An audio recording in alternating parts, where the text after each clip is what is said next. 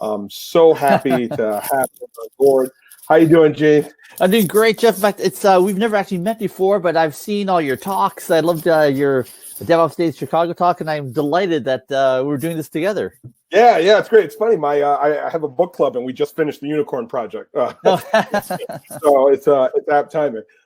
So we're just going to roll right into it because I imagine we're going to get a ton of questions. I'm going to selfishly take the first question. Right on. So I'm always curious when people make the move from like engineering to more of a management, organizational perspective. So just curious, what piqued your interest about organizational performance after years of being technical at Tripwire and being in the nitty gritty there? Yeah, that's interesting. I mean, so I was the technical founder of a company called Tripwire in the information security space, and that was in 1997. But what a journey I stumbled into was in 1999 when I got to study what we call now the high-performing technology organizations that had the best due date performance and development. They had the best operational stability and the best posture, security, and compliance.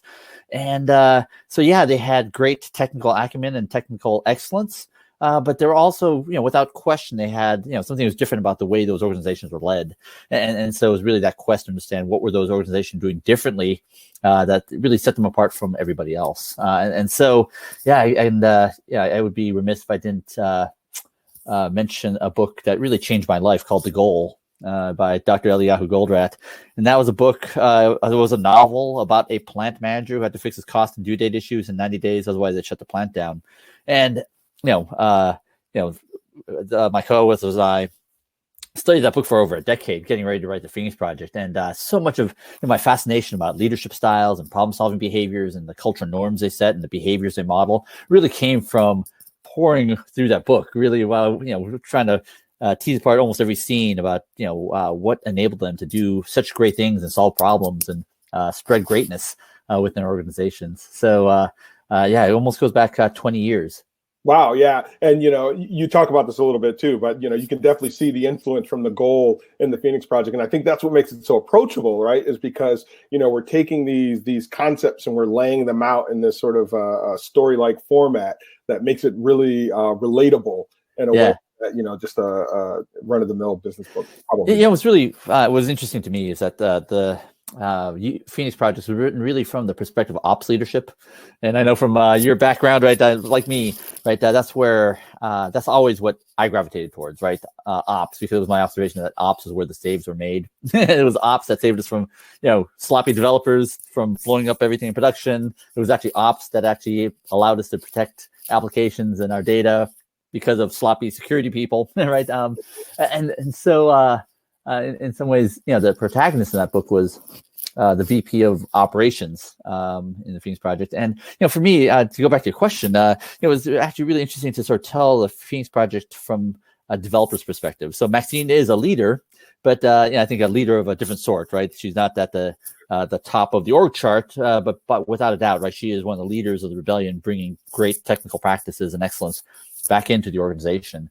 So I love the notion that leaders come in all shapes, size, forms, and it's not just the person with the fanciest title. It really is, comes from everywhere. And that's what's really great about it too, because there's so many people that I run into that are reading it that are in leadership, but they're not at that senior level yet. So it's good to, sort of highlight that, we can still make an impact at different levels of the organization. It doesn't have to come directly from the top. In fact, I think what Maxine, the protagonist in the Unicorn Project, shows that, there's some things that cannot come to the top. They're too far away from the work.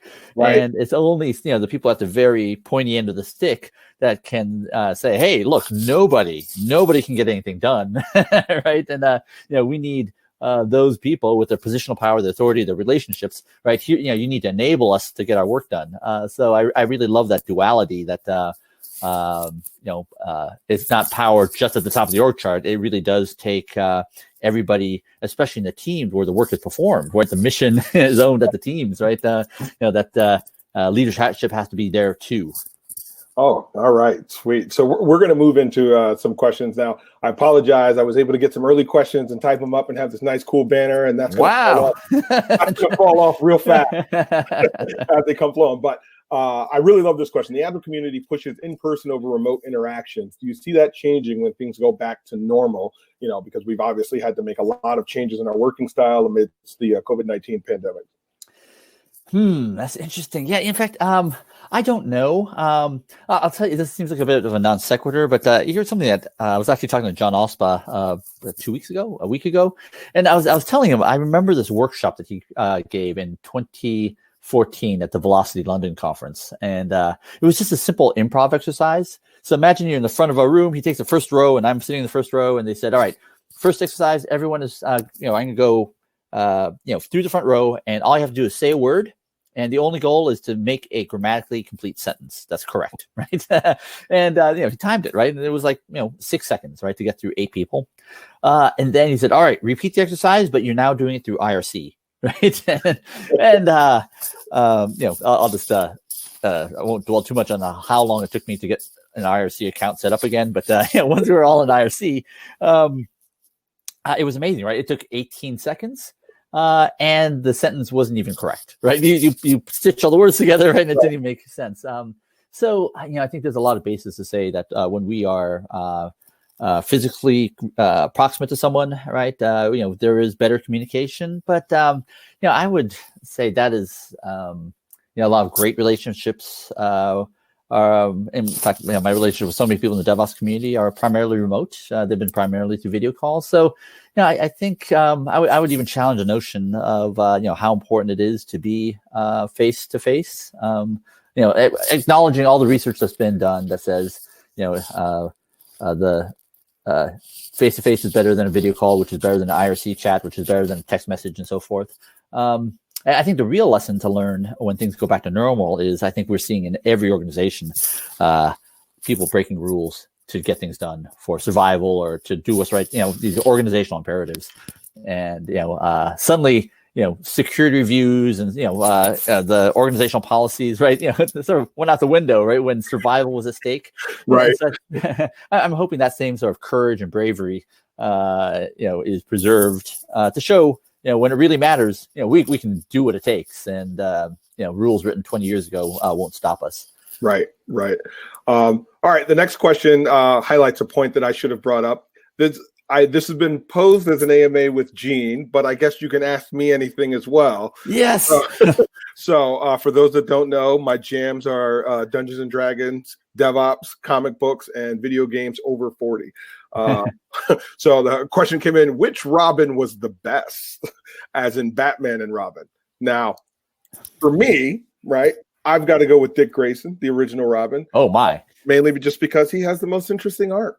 Right, he becomes a man. He realizes that the relationship he had with Bruce Wayne was a little abusive in a weird mental way. Right, so he says, I'm going to step out and do my own thing. So for me, it's definitely Dick Grayson. In fact, can you critique my answer, because I don't actually have? I'm not convinced that I have the corpus of knowledge to actually defend this claim. But from all the ones I've seen, I think I like the one on Teen Titans the best, because Robin is a leader and is clearly doing the things that we want leaders to do, right? Keeping the gang together, kind of setting cultural norms, establishing, displaying behaviors that he wants to be exhibited by the rest of the group. I hope I haven't totally misinterpreted Teen Titans. I think you're on there. And Matt Stratton agrees with you as well. Wait a minute. Where are you seeing the chats from Matt Stratton? So we are in Track DevSecOps in the Slack channel. So, right on. Hello. Yeah. Okay. So, all right. Awesome. Question for Gene: how do you stop guilds from turning into design by committee boards, which do nothing? That is interesting. I don't know, but I'll tell you what I do know, or what I some opinions I do hold. So I've been studying over and over this book called Team of Teams by General Stanley Crystal, and with my mentor, Dr. Stephen Spear, who wrote The High Velocity Edge. He wrote the most widely downloaded paper from that came out of the Harvard Business Review. He studied the Toyota production process. He worked on the assembly line of a Toyota Tier 1 supplier for 6 months as part of his doctoral dissertation, right? So that's it's just phenomenal to see the world through his eyes. And here, sorry for this kind of digression, but I'll get back to Guild. So the story of Team of Teams is interesting, right? Because it's about the Joint Special Task Forces in Iraq. It's the Army Rangers and Navy SEALs, Delta Force, right? So it's elite units across all the armed forces. And there are a couple dynamics there, right? Is that they're being soundly, their goal was to capture Al-Qaeda and Iraq leaders, right? And they was soundly being beaten, right? They could not cite, could not capture. And one of the problems that he says in the book is that the team was the boundary of which everyone else sucks. Right. So when you're a part of an elite unit, right, you're better than every other Army Ranger unit, and you're certainly better than Navy SEALs, and you're certainly better than the intelligence analysts. And so what this caused is, essentially just to massively paraphrase, they would, the Army Rangers would go on raids. They would put all the captured intelligence into garbage bags, right, give them to the intelligence agents, right? The Navy SEALs go off on their own mission, right? And they're not really working towards a common objective. And so part of the structural changes was really to go from functional silos, to kind of these more short or medium term mission teams, right? So the Army Rangers still report up to the Secretary of the Army, right? Navy SEALs still report to the Secretary of the Navy, right? But they can integrate together, right, to defeat the adversary. So there's a great story that they went from sighting to capture in 40 minutes, which was incredible. So you could call that a matrix organization, and you call those guilds, right? You have the Army Guild, the Navy Guild, and so forth, right? And so they are responsible for, preparedness, training, standards, right? Equipment, right? They're all responsible for equipping their own, but then they get assembled kind of at a unit level towards a certain mission. So I think guilds really do. I would say that's a great example where Navy SEALs may not have a lot to say about like how Army Rangers should or shouldn't do something, right? So they're responsible for their own, and yet they must integrate together to solve mission objectives. So I think it's to me that's a demonstration that can be done, and I would propose that that's a great model. And I'll be honest, I'm sort of not connecting the dots all the way down to say how you do it, but I am confident that like QA, InfoSec, right, become great not by hanging out with developers all day. They become great by hanging out with the best security and QA people, right? And so clearly guilds have a lot. Functional expertise must be grown. Standards must be created, and yet it doesn't mean that we're all siloed.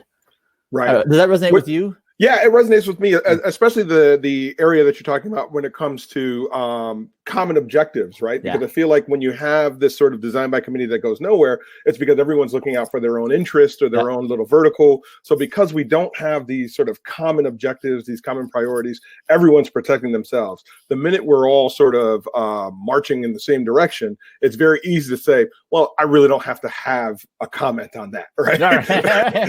Right. I don't have to, really fight you on, Java versus Node.js versus Python. Right. As a security person, I have some really, at what point does my opinion really matter for mission achievement, right? Let the developers choose what they need to achieve the mission, right? And the ops people, infrastructure people and so forth. So, right. Another question. What is the one question that you get asked the most? What is one question that I get asked the most? What goes wrong? What most often goes wrong when organizations try to transform? And the answer to that is I think it's about scoping. My area of passion really has been studying how large complex organizations adopt every lesson, everything that the tech giants pioneered, Facebook, Amazon, Netflix, Google, right, are now being incorporated to every modern organization across every industry vertical. And we use the DevOps Enterprise Summit as a way for these organizations to share experiences. And what I find so interesting are the ones that succeed are the ones that scope it just right. The ones that fail, in my opinion, are the ones that are, these big bang approaches. They try to boil the ocean.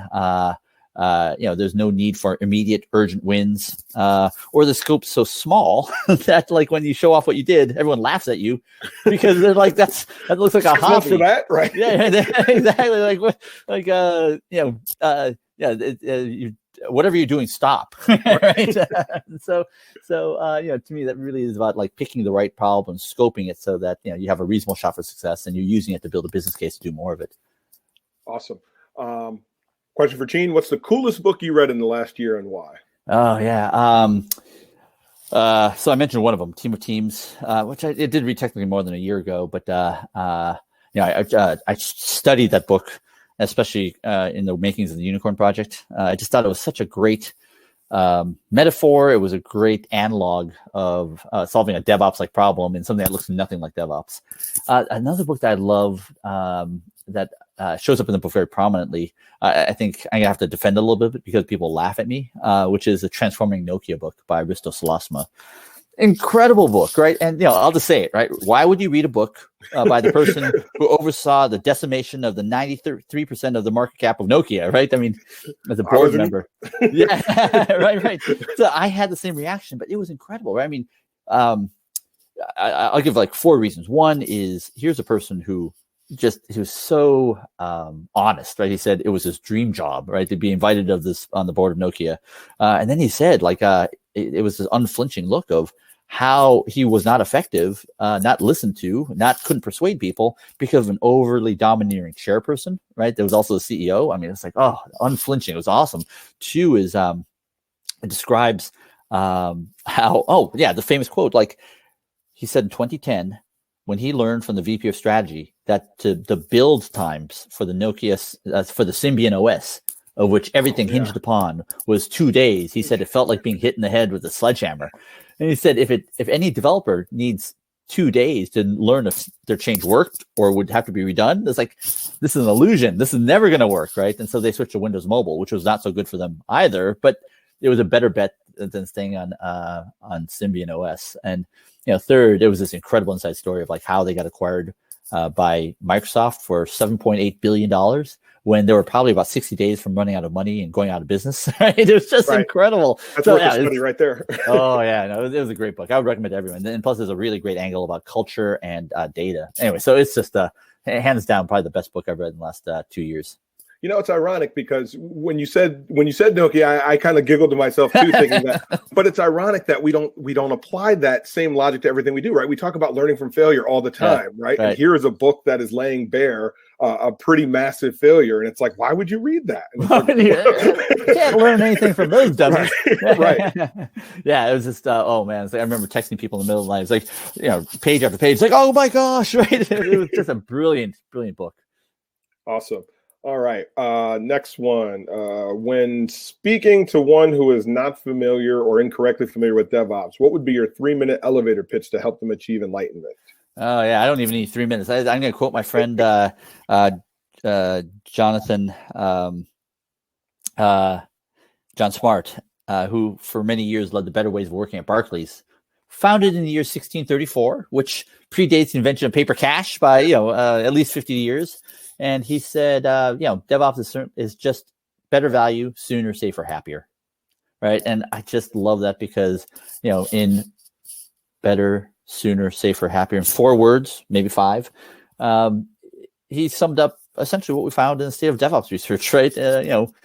Deploy more frequently, more safely, a higher employee net promoter scores, right? It's just I couldn't imagine a better way to land the punch more succinctly. And what I love about it is who can argue that we shouldn't be creating ways of working that make us better, sooner, safer, and happier, right? It'll take a very peculiar person to object to any or all of those, right? So we'd like to stand on, right? Like, we don't need any of that. Yeah, right. It's like happier. No, I don't want happier, right? So it makes a great case. Yeah, absolutely. All right. With the recognition that silos are inevitable, even necessary, how can we make space for leaders in each silo? Man, by the way, Jeff, you are amazing to watch from afar, and then from up close, seeing you actually typing these questions into this thing. I don't know how you're doing it, but it is amazing. I got backup. My buddy, our man Mike, hopped in the channel. He's handling questions, typing. Nice job, Mike. That's amazing. That's incredible. From this perspective, just like you willed it into being, using only your brain. Thank you, Mike, and thank you, Jeff.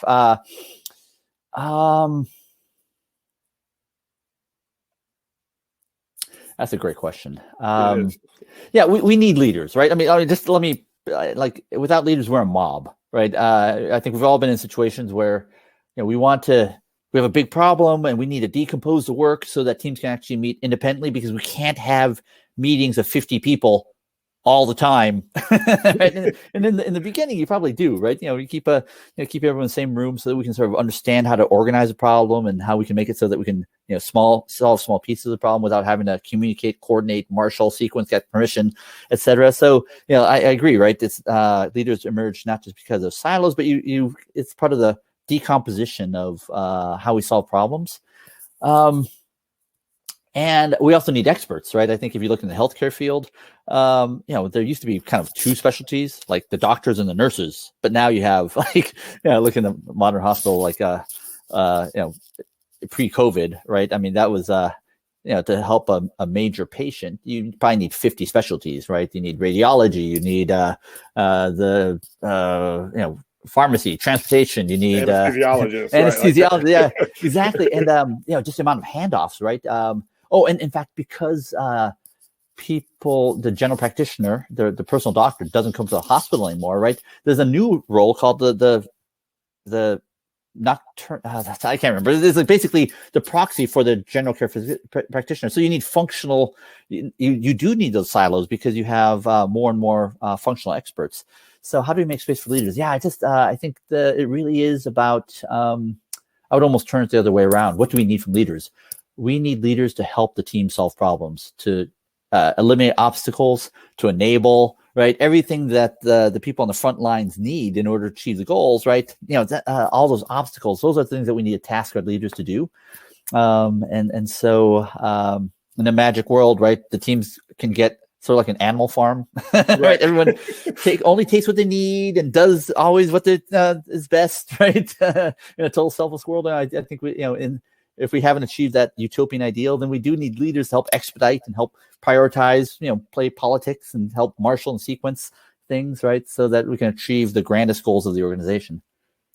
All right. What are your recommendations to celebrate both success and failure? How can we make sure they're both recognized as essential to growth? Another great question.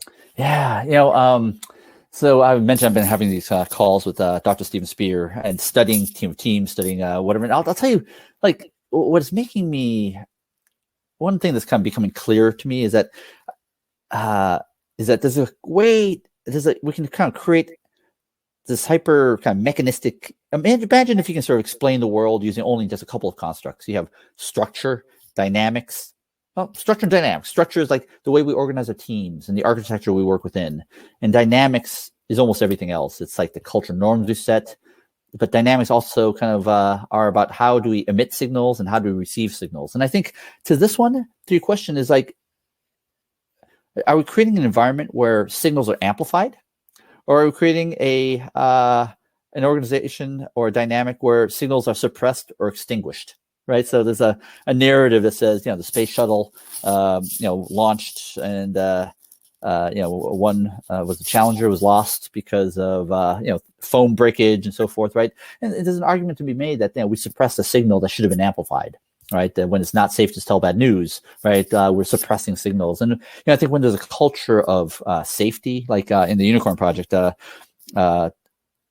Paul O'Neill, the CEO of Alcoa, right? He would talk at every town hall about every injury to an Alcoan and what was done as a result to make sure that they could achieve their goal of no workplace injuries ever, right? I think those are things that amplify signals, right? And so I believe that even though it does seem very simplistic,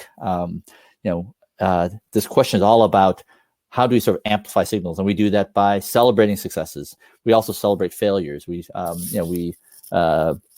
celebrate when projects end, right? Because we don't want projects to go on forever, even though everyone knows it's going to die. We need to sort of encourage people not to kill it early and not hide bad news. Right. And, your point about, referencing the Paul O'Neill and that particular scene, I remember talking about that at book club because it was like, imagine what it would be like if every incident was talked about at the town hall, right? Like, like if every major outage and the CEO was talking about it. Now you're not forced to wrangle people into these postmortems, right? Like, come on, we got to do this thing. We need to prioritize this work. When the CEO's up there taking accountability and talking about it at the top level of the organization, it's a beautiful thing. And when the true north is stated, right, our goal is zero injuries, or our goal is, the equivalent is like we don't want technology issues to cause our customers harm. What does it take, right? And yeah, my job is to help enable that to happen. You tell me what you need. My job is to get it for you. All right, we got about 4 minutes left. We're going to go on the lightning round here. All right. I think the DevOps cultures bring IT life again. Quality of life, empathy, collaboration. I worked a lot of time with ops. Do you think to write another book? It says question. Do I think? Yeah.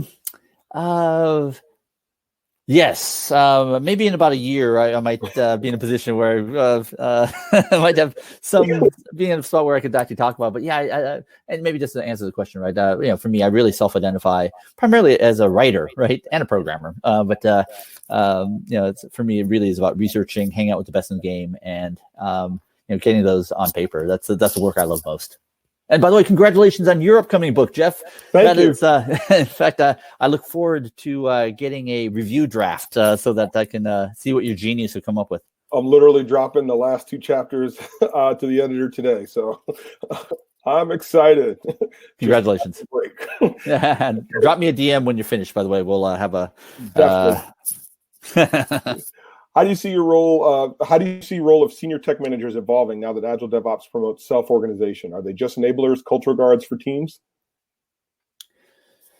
No, they're not just that, although they certainly are that, right? The best leaders probably are the best enablers, right? They're the ones that best at busting down the biggest obstacles. But ultimately, I think they're the best problem solvers, right? As you get higher in the organization, you're being given more and more responsibility and more bigger problems to solve. So, I'd like to think that the ones that rise to the top are the ones that are delivering the most positive impact to the organization. And the reward for that is we give them bigger problems to solve that we care about, whether our customers or us. All right. How would you approach someone who hears, for example, the Unicorn Project and nods their head about the transformations that happen there, but then are emphatic that their industry is immune, is special or indifferent? Yeah. I was like, "Where's the rest of the question?" Oh, there it is. Yeah. We know how that ends. Thanks, Dave. So I would say go look at all the DevOps Enterprise plenary talks, right? And they are in probably more obscure, more unlikely organizations than whatever industry this person might hail from. And I think even the Unicorn Project is a very unlikely place for a story like this, right? It's a parts manufacturer, it's a retailer, right? And so it was really meant to be the backwaters of technology, and yet they created a culture of engineering greatness. And in the Unicorn Project, really kind of gave flushing the details of how they are leading the industry. All right.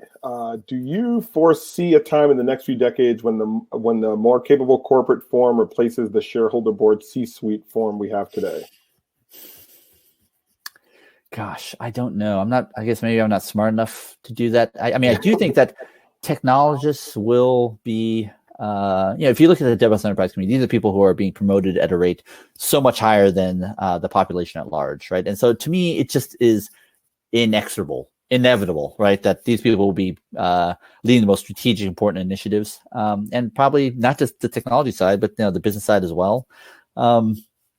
So I will, that I do believe, and I do think kind of in the age of digital disruption and so forth, just like after Enron and WorldCom, they need a financial expert on the board, right? I think we're going to get to a point where you need a digital expert, a technologist who actually can give good advice and opinions on these digital initiatives that are being put forward as what's going to save the company from extinction. All right, and last one before we head out. You are so good at this, Jeff. So thanks. If you had a magic wand, how would you change the industry? Ooh. Oh man, that's really good. I don't know how it is. I think that everyone who's leading a DevOps initiative gets credit. Have the savviness and sophistication, and to basically get the recognition that they deserve. And the reaction is, you clearly have the best long-term objectives of the organization at heart, and here's a bigger problem to go solve. Yes. All right, that's a great place. Oh, and one final one. Are you wearing your unicorn socks? In fact, I was, but then I stepped in a puddle of water and I had to change them, and I'm wearing white tube socks. All right. Well, unfortunately, we got to cut it there. I didn't get to my long list of questions, but I'm glad we got some really great questions. Hey, it was great chatting with you. Thanks for joining. You've got a segment a little later today, right? Yeah, it's a little after 7 p.m. Pacific time. All right. Looking forward to it. Hey, Jeff, I look forward to buying a drink when the world is a little bit more normal than it is now. Yeah, right. All right. Thanks. Thank you. All right. Well.